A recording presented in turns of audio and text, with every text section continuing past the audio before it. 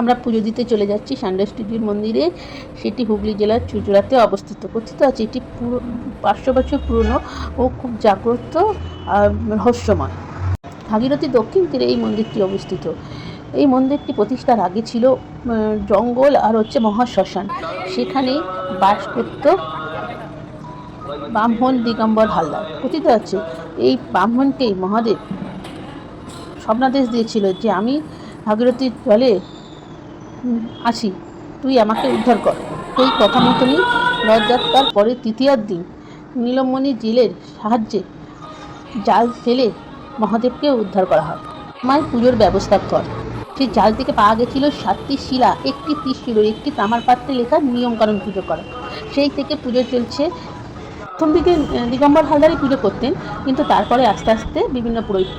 এই চত্বরের মধ্যেই আছে সিদ্ধেশ্বরী মা কালীর, মা বিপত্তারিণী দুর্গার রূপ, যোগেশ্বরী মাতার মন্দির, রাধাকৃষ্ণের মন্দির, পাশেই আছে জগন্নাথ মন্দির। তাছাড়া ষষ্ঠী কাজ, এটা ষষ্ঠী বাচ্চাদের বাচ্চা কাচ্চা না হলে এই গাছে পুজো দেয়। আর তাছাড়া শীতলা মাতা, পাশে হনুমান মন্দির। আপনাদের এই মন্দিরে কিছু না নিয়ে আসলেও হবে, ওখানেই ফুল, বেলপাতা, গঙ্গা জল সব পাওয়া যায়, এমনকি ঘটিও পাওয়া যায়। সেখান থেকে নিয়ে গঙ্গা থেকে জল তুলে পুজো দেওয়া যাবে। আর সবাই নিজেদের পুজো করতে হবে। তাছাড়া রামকৃষ্ণদেব আছেন, পুজো দিয়ে সত্যিই মন শান্তি লাগে, খুব ভালো লাগে। এই চত্বরটায় মেলা বসে গাজনের সময়, মানে 15 দিন ধরে খুব উৎসব। গাজন মানে খুব জাগ্রত এখানকার। এছাড়া সব রকম মেলায় খাবার, বাদাম, জিলিপি, কচুরি, মিষ্টি তো আছেই এই মন্দিরের বাইরের দ্বারে। আপনারা আসুন একবার। আর এটা চুঁচুড়ার লঞ্চঘাট থেকে সান্ডাসটিডির মন্দির বললেই টোটো অটোতে পৌঁছে দেবে।